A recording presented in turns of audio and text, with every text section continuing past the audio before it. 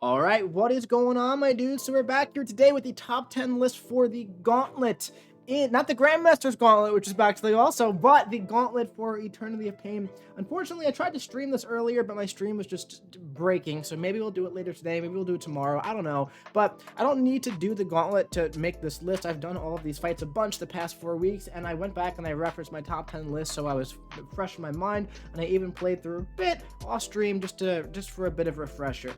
This is really bugging me how these are not in the center and everything else is. That's so much better. Okay, so we're gonna jump in today. This is an interesting one. This gauntlet is, I found that these gauntlets are easier than the weeks themselves because you don't have to fit specific objectives, but also this cycle of Eternity of Pain had more specific defenders. Like, for example, Bishop is a very specific defender where you need specific attackers to accomplish that fight. Same thing for Overseer, to be entirely honest, because he does, have the auto block and everything like that, where you can play around it for sure, but also he parries you as well with the specific node. And on top of that, Warlock is even the most specific because you need to have an armor break or remove that armor in order to do damage with the critical hits on the power shield node. So yeah, it's going to be an interesting list here that isn't going to be as vast as last cycles, but that's okay. So starting with skill is where I actually find to be the most or least useful for this challenge here. We have, I'm clicking the wrong buttons all day, Shang-Chi, Kingpin, and Falcon. They're going to be good for a couple different things. Now, Shang-Chi is actually really good for like stun locking Bishop, believe it or not. If you want to play like that, but it's very difficult to do. You're probably not going to get it on the first go. But also, Shang-Chi could definitely be pretty useful for the Overseer because you can cleanse the stun that he does for you while also removing his auto block. So Shang-Chi could be useful. Kingpin, same kind of deal, right? You are able to bring in the hood synergy with you, which is definitely going to be very useful. Plus, he's just going to be good generally for Hercules. And also Falcon, good for Overseer, right? Probably fine also for Hercules, but they're really better options. Of course, the objectives here are like leaving out an entire class, so I would recommend leaving out the skill class. I really don't feel like you need to bring in a skill champion to do this gauntlet, okay? This is really for the second cycle in a row, this is like the cycle of Cosmic Champions, showing you just how versatile they could be for this type of this content. But Science, same kind of deal as skill, man. I would say like probably best to use different champions, but Immortal Hulk, amazing for Bishop, so good. Spidey 2099, really good for a bunch of them. What's great about this is that bringing in a synergy member of the same class for these specific objectives is amazing. So if you want to bring in Spidey and Anti-Venom together, you have that synergy and they're the same class, so it's not like you're taking away other objectives. So Spidey with the Anti-Venom synergy is going to be really, really amazing for Overseer. Also, just a lot of damage out of the gate with that Wither, so he'll be okay for Hercules. He'll be solid for Bishop as well. He will not be useful at all against Warlock, okay? But keep in mind, he could do 2 of the 4 fights very well. He could chip away at Hercules, and then for that last spot, you could bring somebody who could do both Hercules and Warlock, okay? So keep that in mind. He's definitely a decent option. Captain America Infinity War is just a very decent champion all around, and also great synergy for Hercules, allowing Hercules to go through all 4 bosses, but we'll get to that later, of course. But, you get 3 spots on the team. Captain Infinity War could be a very solid synergy member and also champion in general. Void, he's Incinerate immune for Bishop, which is huge. Also, he's got the power reversal, which could be potentially decent for Overseer, because he has, I believe, Rich Get Richer, right? So that Petrify could definitely be good. I believe that Simula posted a couple of Void solos, so go check those out if you are a Void user. Okay, it could be definitely useful for you, but again, the science class in general, along with skill, not the best for this cycle of going through this gauntlet. When it comes to Mystic, there are definitely some good options. Tigra, really, really good for Hercules. Get him in the corner, spam the heavy attack. Very decent for the Overseer as well. I'm pretty sure she's really good for Bishop too, and not going to be usable before. Actually, you know what, man? She has the Elsa synergy, which makes her nullify buffs, right? So she could be pretty solid for Warlock with the synergy. So yeah, Scarlet Witch, both of them. Sigil Witch, overall, just a little bit better for the entire thing. With Scarlet Witch, the 5-star could definitely do it as well. Definitely going to be decent for a bunch of the fights. Sigil Witch was really good this cycle in general. The Hood, amazing this cycle for a lot of things. Really, really solid champion. Really great for this type of content. Sim Supreme as well. Really good for Warlock. You know, you got the armor break. He'll also be really solid for Hercules in the first fight. So yeah, just really, Mystic is definitely a solid class to take a look at when doing this gauntlet.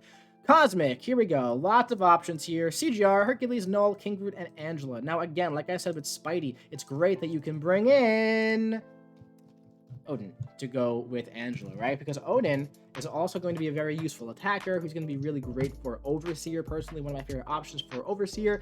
Angela going to be amazing for Bishop, especially with the additional buffs. If your Angela is awakened and not at a high sig, she's going to be much more usable, right? Also really, really good for Hercules as well. And she's probably fine for Warlock too. She puts those armor breaks on the special attack. So Angela gonna be really, really good. King Groot, really, really solid. Not really going to be useful for Warlock. Well, actually, no, he's got the armor break, so maybe he could be useful for Warlock.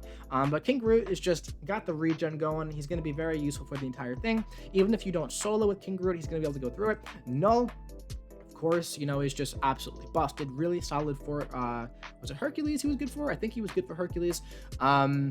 Who else did I use him for? He's fine enough for Warlock. There are videos of that as well. So Null just generally useful. But at the end of the day, man, these guys should really be like this. And then these two should be like in a spot of their own. Because CGR can do all four. Just blast right through it. Hercules can also blast right through it. If you bring along Cap Infinity War, he has the armor break that's going to put an armor break on Warlock, allowing him to blitz through all four. So if you have a ranked up CGR, if you have a Hercules, man, a really solid team for this could literally be Hercules, Captain America, Infinity War, and CGR. Like, that is going to be such a good team for going through this gauntlet, man.